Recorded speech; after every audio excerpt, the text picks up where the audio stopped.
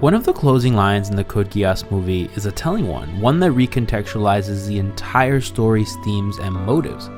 We did the right thing, didn't we? As Ogi and Tamaki watch hordes of displaced indigenous people, they wonder who their revolution actually served. What was the cost of their ideals a new world, and had they become the bad guys when what they wanted was liberation? It's complicated, and it's always complicated with layered political commentary in media. Usually our characters have self-serving motives despite them wanting a broader sense of justice. War always has collateral losers, uncalculated casualties of ideals. For Lelouch, his hands were bloodied by a heinous war that he started to ensure lasting peace. A disowned royal leveraging his bloodline and power for revenge and ultimately greater good. Edelgard is no different. She sees an unjust and imbalanced world, so she aligns herself with the very evil that tormented her in order to secure her vision. She, like Lelouch, knew that the foundation of their new world would be built atop of corpses, as Dimitri starkly reminds her during his final moments in Crimson Flower. And this is an idea that follows both Edelgard and Lelouch on their journey, never being allowed to forget the pools of blood they step in. She and him both understand that revolution is not passive, it's callous, proactive, and bloody. Status quo is not an option, and at the crux of both of these characters is the burden of that battle. The cost for their new ideals and world. What does walking the path of the demon actually mean? And in the end, is it worth it? What the hell does their new world even look like?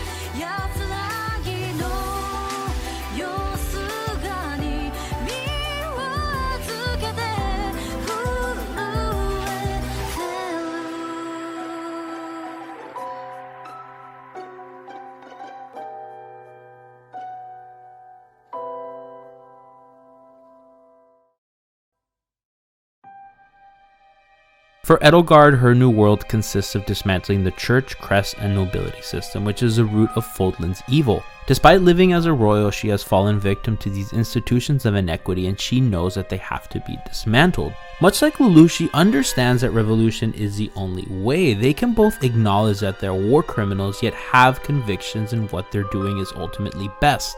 Lelouch even goes as far as to focus all the world's hatred onto himself, appropriate for the leader of an organization called the Black Knights.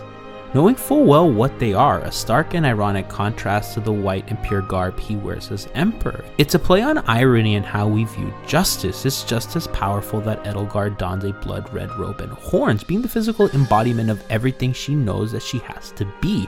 Wearing literal devil horns to prop up her crown, she is without a doubt the Crimson Empress. And to really understand the anatomy of their ideologies, it helps to see how tied they are to their narrative counterpoints. The system of honorary Britannian is as much a neoliberal answer to Code Geass's colonialism as Dimitri's tacit support of the churches. In Azar Moon, Dimitri ends Edelgard's war, frees Rhea, and expels the immediate corruption from his kingdom. But it doesn't tackle the root issues that plague the continent, much like Britannia's citizenship for the Japanese.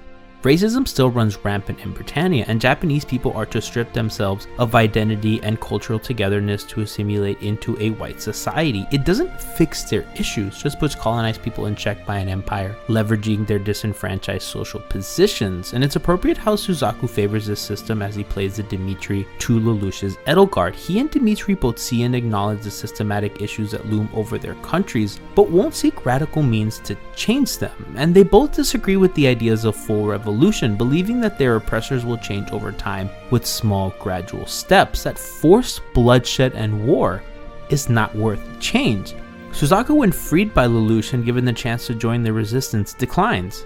He wants to return to Britannian captivity. He wants to play by the Empire's set of rules and change it from within. Even if it's returning to a fixed trial, he wants to change the world by example.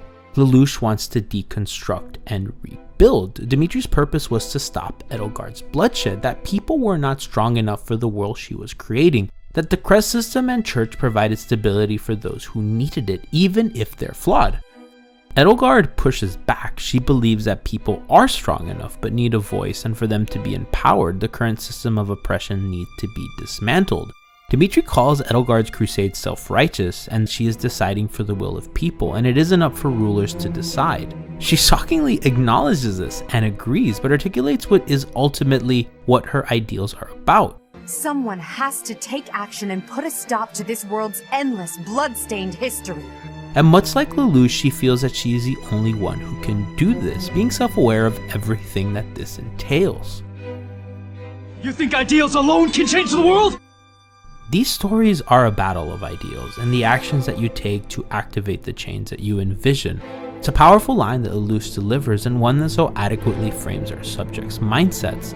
Suzaku is an idealist. He wants peace and pragmatic solutions to a hegemonic entity that acquired its power through violent means. Lelouch knows better, and despite his actions being self-serving, his process identifies imperialism as the true evil that needs to be stopped. He puts the idea of real revolution in the people. When he arrives, the resistance is fighting small battles to protect the little of Japan that they have left. Zero makes them believe in uprising and taking back what's theirs, to completely uproot the empire. It's radical and it's bloody, and war is always paid for in blood, and we are never not to be reminded of that. It's difficult, however, to completely destroy beloved social apparatuses. People so vehemently believe in their institutions, whether it be Britannia or the Church of Saros. Catherine and Cornelia are loyal to who they believe is right, in their mind fighting murderers who have taken everything from them.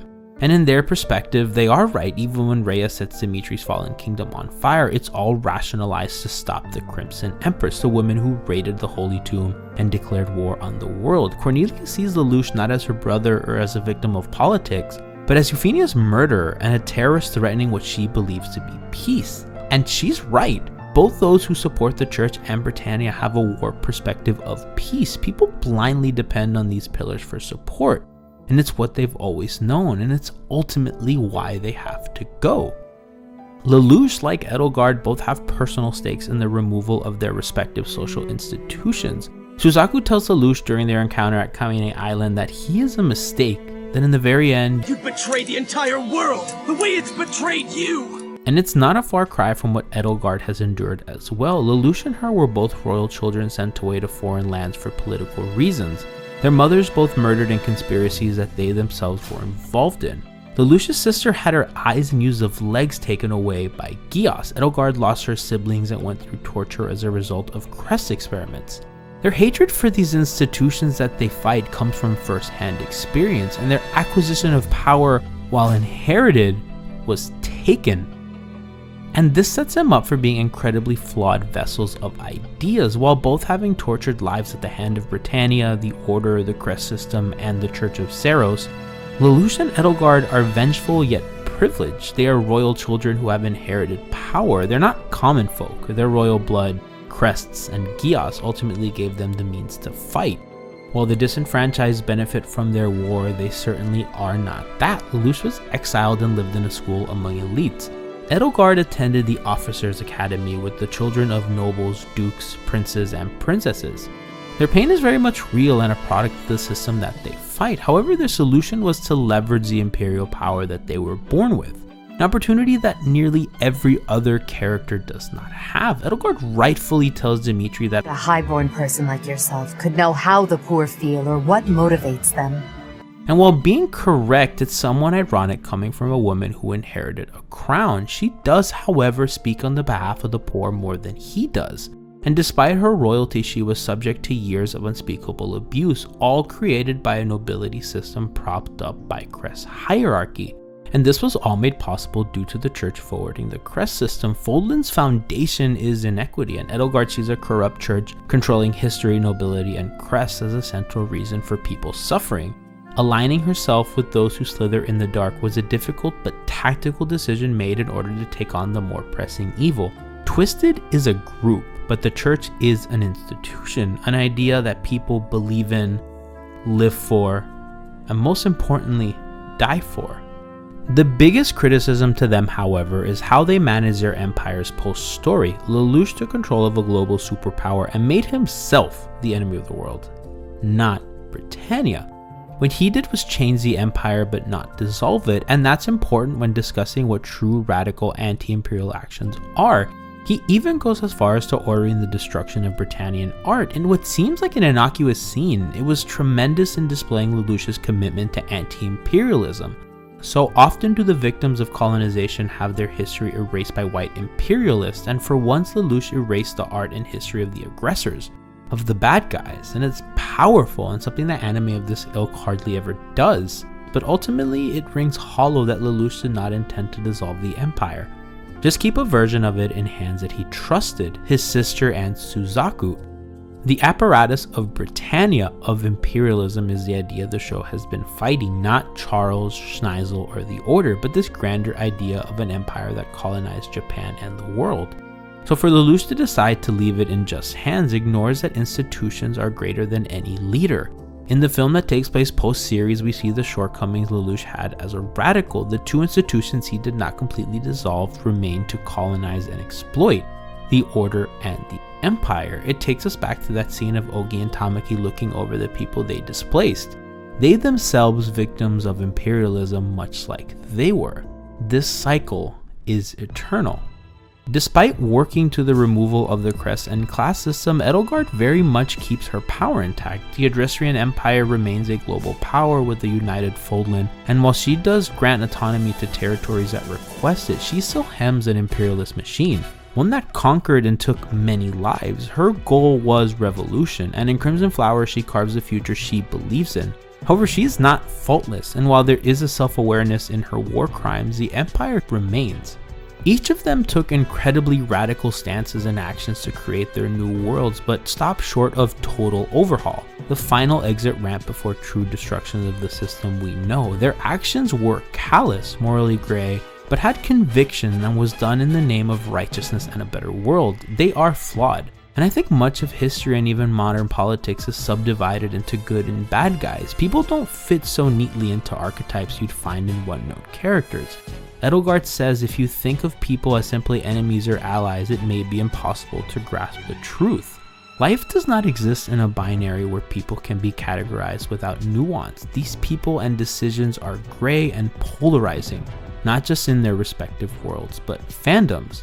What makes Lelouch and Edelgard so transcendent is this moral grayness in the face of their stout conviction. They believe in what they're doing is right, and unlike their peers, they do not take half measures. They take it all the way up to their limit. Their ideals have costs: blood, relationships, and themselves. Lelouch loses himself several times before ultimately coming to the Zero Requiem. Without Byleth and every other route, Edelgard falls to her own darkness. These are people that feel, that cry, that love, and lose. People are vessels for ideals, but ideals cannot act without the people that carry them. That's why Zero matters to the Japanese. The mask is a symbol, but most importantly, hope. The hope for freedom and a better life, one not living in the slums, a product of a racist state, for the future. Their radicalism enacted these changes that their land needed to see. Yes, it was violent, and yes, the costs were too much to bear, but only with the screams are those in power forced to listen. Even if Euphemia's special zone would work, the reason it was even proposed was because of the revolution the Black Knights began. It took the death of Britannian royals and the continued success of a terrorist organization for the Empire to finally take note. Britannians did not see what was wrong with granting honorary citizenship. Status quo blinds the masses into thinking what is current is okay. Despite the special zone being another neoliberal answer to Britannia's colonialism, the radical steps taken by the Black Knights forced a better proposal out of the Empire than applying for honorary Britannian status. Suzaku, working within the Empire's framework, never achieved status and power for other Japanese people, only for himself. It was the Black Knights that were truly for the people. In Crimson Flower, Edelgard succeeds in her war, the class system is destroyed, and the church is uprooted. Her methods enacted real and actualized change. Fodlan becomes a continent where class and nobility don't matter. where crests don't matter and where the church is not propagating doctored history for its own advances. Her world is a completely different one than Dimitri or Claude would create. When looking at the systems in place by the end of Azarmoon, we see that the class and crest system are still very much intact. And while Byleth succeeds Rhea as Archbishop, the institution of the Church of Seiros is very much alive. Despite Dimitri's Ferdiad being better than it was prior, the world was not an indisputably better place by the end of Azarmoon than it was in Crimson Flower. What actually fundamentally changed in Azarmoon where Edelgard doesn't succeed? The disenfranchised remained silent and the trigger for change was ultimately executed. Edelgard was prepared to completely remove the systems of power in place and start over, to destroy the world and create a new. Her radical means are the ones to enact change, not Dimitri or Claude, and it's fitting at the end when Edelgard refuses Dimitri's kindness. And while a moment of genuine growth for Dimitri as a person, Edelgard knows the world cannot be changed with platitudes. She was defiant till the end, willing to die for what she believed in. Her blood was ultimately not on Dimitri's hands, but her own. The Crimson Empress was willing to shed so much blood for her ideals, and perhaps most important, that she was willing to spill her own. Lelouch is no different. Dying for his world, he too was killed by his foil for what he believed in. The Zero Requiem was the price that he and Suzaku paid for their sins, both effectively dying that day. The only ones who kill are those who should be prepared to be killed. Lelouch's mantra haunts him and Edelgard, costing them their lives, but their convictions never wavered, and the understanding of consequences always forefront. Lelouch sees what humanity ultimately desired in C's world. It yearns for the future. Emperor Charles was fixated on the past, Schneisel on the status quo of the present, but Lelouch wanted the future. Revolution is that future. It's the instigator to change. It's appropriate how in Fire Emblem Heroes, Edelgard's title is the future. She is not Dimitri, who like Schneisel fight to maintain the present. It's a journey forward to learn from the mistakes of today and yesterday, to carve out a new world, a future where humanity can stand strong and people can reach out to each other. One where there is no need for gods or Geass, crests or empires. Lelouch compares Geass to a wish. It's a request to someone to give you the power to achieve what you can't on your own. That he is going to grant a wish called Geass for the future of the entire world. During Edelgard's victory over Rhea, the song that plays is called A World for Humanity. No coincidence that she wants a world for all, not just those who benefit from class inequity. It was through blood, sacrifice, pain, loss, and revolution that the future was found.